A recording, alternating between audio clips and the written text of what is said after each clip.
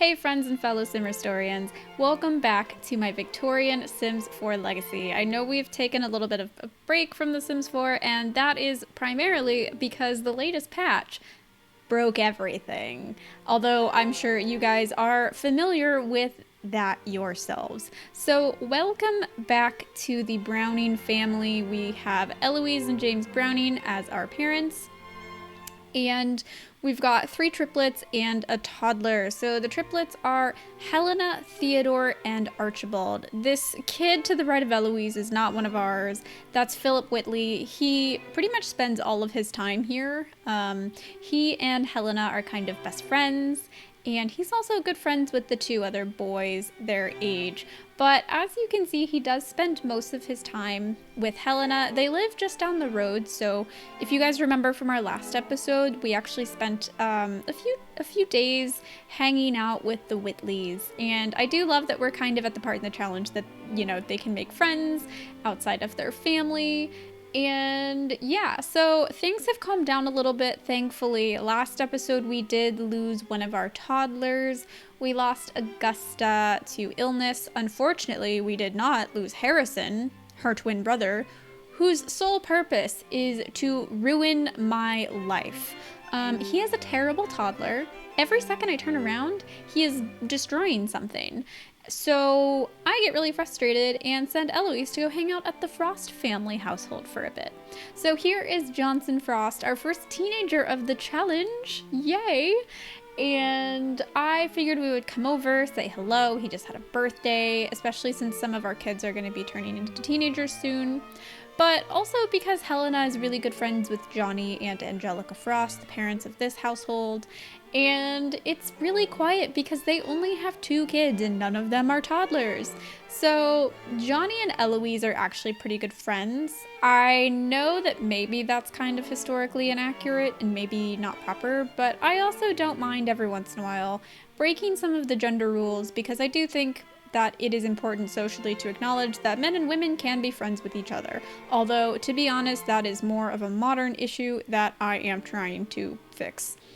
But anyways, to get off of my soapbox about gender, Eloise does spend a pretty great afternoon here. They're all huddled up by the fire, just hanging out and chatting, and Abigail, their youngest, even hangs out with them, which is really nice to see. Although Johnson is pretty shy, so although we kind of anticipated coming here and spending some time with him, we're not really seeing him very much. But that's okay. I think we've kind of reconciled with that. But look how cute Angelica and Abigail are. Meanwhile, back at the Browning household, Harrison is destroying our floor while his father looks at him and does nothing except maybe offer to read a book to him. This child does not deserve a book, but thank God for Philip, who is cleaning our household of his own volition so that Eloise and Archibald can take a break from the chaos that is Harrison and just enjoy some recreational time. So Philip, can we keep him? I know that you belong to a different household, but can we trade Harrison for Philip? Because Philip is like the most well-behaved. You know, instead of this literal monster we have right here who is destroying an entire book by the fireplace, which honestly kind of seems like a bit of a fire hazard, but I guess there's not much we can do. It's technically not his birthday yet, but I literally cannot with this toddler anymore, so we are aging him up. And thank God. So I think we're probably going to go with the motor aspiration and the evil trait for him. I don't feel like I really need to explain that. Do you see his face? Do you see that? Yeah, this kid is wild and evil. We're going to let whatever that is culminate into its own. You can just kind of imagine these 3 sitting here thinking like, I think maybe we just made this worse by aging him up because now he can reach more things to destroy. But here he is. We gave him his little makeover to be Victorian. He honestly does look kind of evil and mischievous, I'm not gonna lie. So that's not great. But on a happier note, Philip is here still, and he's just kind of sitting on the couch chatting with Helena, and their friendship is such a bright part of this challenge to me. I don't know why. I just like, they're such cute little childhood friendships. I don't know. So Philip can be here whenever he wants. He is always welcome.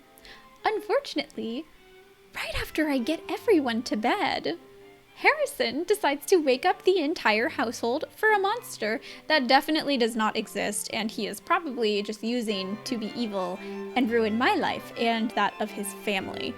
So, look, I'm not proud of this, but I cannot. I just can't, okay? It's fine. It's fine. We have a bit of a blank slate starting over today. That means that James has some energy to, take care of the garden, sell some things, which is good because we're running a little bit low on money. And as the kids eke toward their teenagehood, we need to start building up some kind of dowry and inheritance for them. So hopefully that goes well, especially since we've got 2 boys that are going to be spares. We also have this weird thing where Augusta's ghost hangs out a lot, even though it's like daylight out, so I'm not really sure what's happening there. And even weirder, every time Augusta's ghost appears, she has a little sippy cup. Where she gets these bottles, I don't know. I don't see any of the parents give them to her, but then they end up just like sitting all around the house, on mantles, on fireplaces, and tables. I don't have control over this household anymore, if we're being honest. But it's fine. So I actually send Eloise out on a jog to just kind of like get some exercise and get out of the house because she seems to need that a lot this episode. And I notice after a few hours that she hasn't returned, and I'm like, where is Eloise? This is a really, really abnormally long jog. Turns out she stopped in the park to knit for like 4 hours, which, can you blame her? I can't. And she finds a really nice little spot to knit. I mean, she's got this little lakefront view, and it's really peaceful. She's just working on some beanies because her knitting skill is only at 1. So there's not really a lot that she can actually knit, but I love this serene, peaceful moment for her. She's watching the ducks swim around. There are no screaming toddlers or children, and nothing in her house is actively being destroyed since the kids are all at school.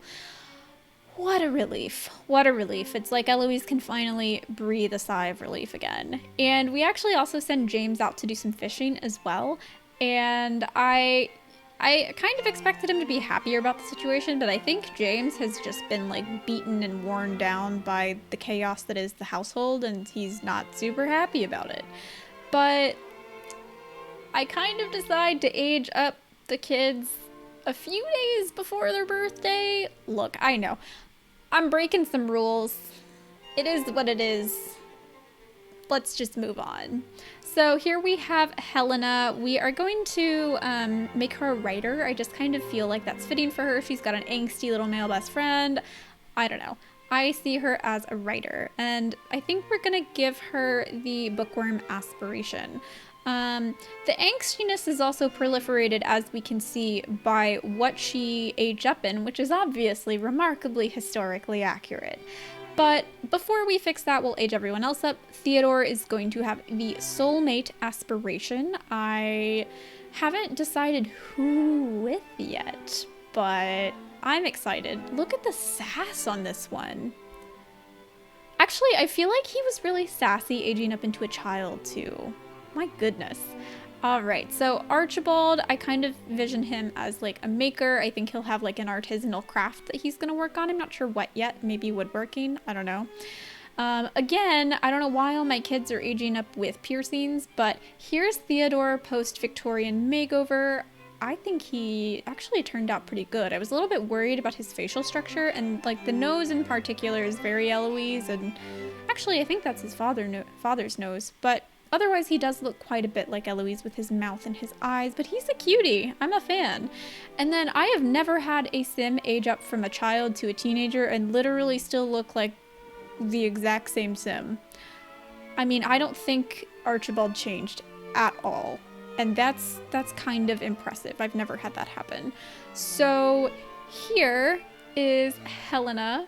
I think she's adorable. She actually looks quite a bit like Eloise, if I'm being honest. And I gave her this little pink dress to kind of match the beige bow in the back of her hair. So yeah, I'm really happy. I think we've got some pretty great teenagers right off the bat, and they all seem to be getting along, which I really love to see. Although, I don't know, Harrison's not a teenager yet, and that might... Can you just imagine Harrison as a teenager? Okay, let's not do that. I don't have the emotional bandwidth for that during election week. So we actually send all the teens to go hang out at the Frosts. I thought that maybe they could be friends with Johnson Frost, since they're all the same age and he's the only other teenager in the neighborhood who is, like, you know, Victorian and such. However, Johnson actively avoids the kids. I don't know what's happening. So Angelica goes out to find Johnson, like, why are you being rude to our guests? Why aren't you talking with them? And what I think is happening is that Johnson is feeling a little bit shy because this is the first time he had seen Helena aged up into a woman, and he might have a little bit of a crush on her. So I don't know what's going to happen there, considering the fact that he won't even make eye contact with her. And when he finally does come inside, he exclusively talks to his sister and Theodore, kind of. As you can see, he passes her, but neither of them really make eye contact. So we're in for an interesting social experience with them next episode. So thanks for joining me today. I know we had a lot of birthdays, but next episode we'll start to like dive into more of the social content with like courting and stuff, and I know I'm excited about that. So thanks for watching, and don't forget to like and subscribe. See you next time.